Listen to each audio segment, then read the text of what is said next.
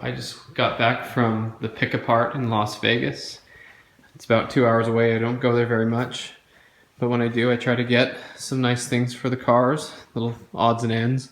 You get really overwhelmed when you're there because you see all these wrecked Mustangs everywhere, and you're like, oh, that looks good, I need that, and stuff. But I had a list, and I went through my list, and I got some things for some projects here. License plate bulbs, and dome light bulb, but this is what I was wanting to get, was a factory 6-disc CD changer.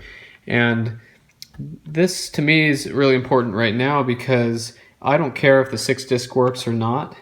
I use this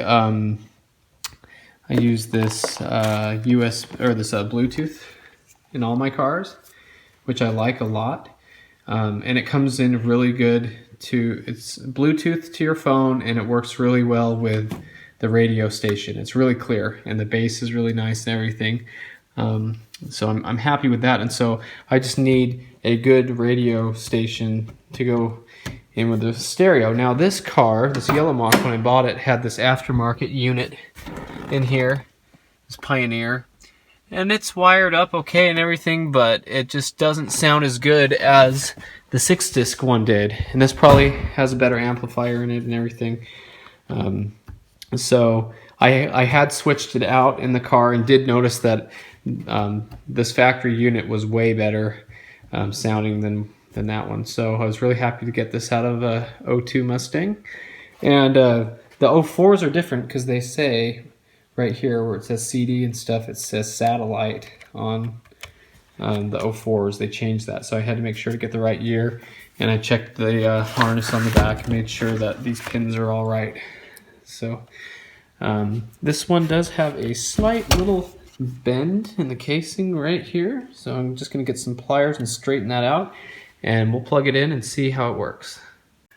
Alright, so I got this radio bezel and shifter bezel out, and you want to go ahead and take the time to unplug all of these plugs. There's a little push button on the side of each one to disconnect the traction control, defrost, all of those buttons, because you'll be tempted just to pull it loose and let it lean against the shifter and try to work on the radio, but you will scratch the face of these up, and you really don't want to scratch these bezels up.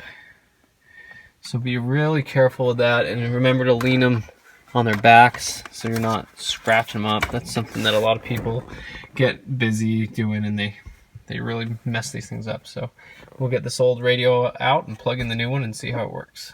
There we go. That's so much better. Love that. I'll turn that off for copyright reasons, but that sounds a lot better. The bass is deeper, the music's stronger, the tweeters sound better, everything's better on the factory radio. And I do like these factory radios because the buttons are bigger, they're easier to use. They're the same in all my other cars. I don't think the 6-disc works on this, which is fine. I was expecting that. I know that hardly any of these ever work, but that's fine. I'm just after having a radio station that my Bluetooth can work on, so very happy with that. And I also made sure to get all the hardware for this radio that holds it in down here on the sides. When you get things like this at the junkyard, you always need to remember to get the hardware, because the last thing you want to do is come home and have pieces of stuff and have to go find hardware to match. So awesome, I'm very happy with this. So when you're putting these bezels back in, it's very important to line up all these little push tabs. See these? Those little like cream colored ones? I've had a bunch of these break off. If you don't put them in right, these will snap off if they're not lined up right. I've seen them broken off when people take them out, and I've broken them before. And then these little triangular things, these will bend. They're not completely, like they're Christmas tree looking, but they're not connected. They will bend in on each other and mushroom and get destroyed. So you line those up with those holes very gently, and then press it in and click it in very gently, because I've seen a lot of people break those. And these tabs on the top, see these?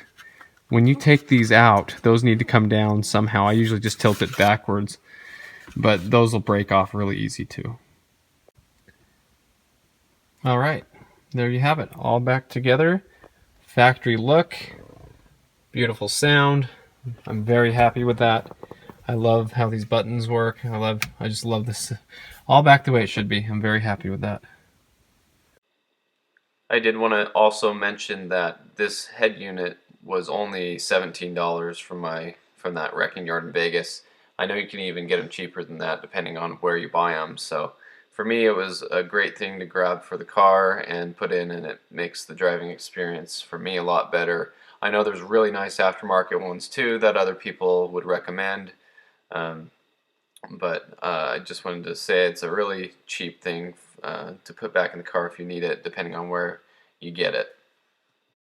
Also, I want to mention that I've got these out of Mercury Mountaineers before. They're like the nicer edition of the Ford Explorer, and some other Ford vehicles might have this one. Just make sure that the harness on the back is the same.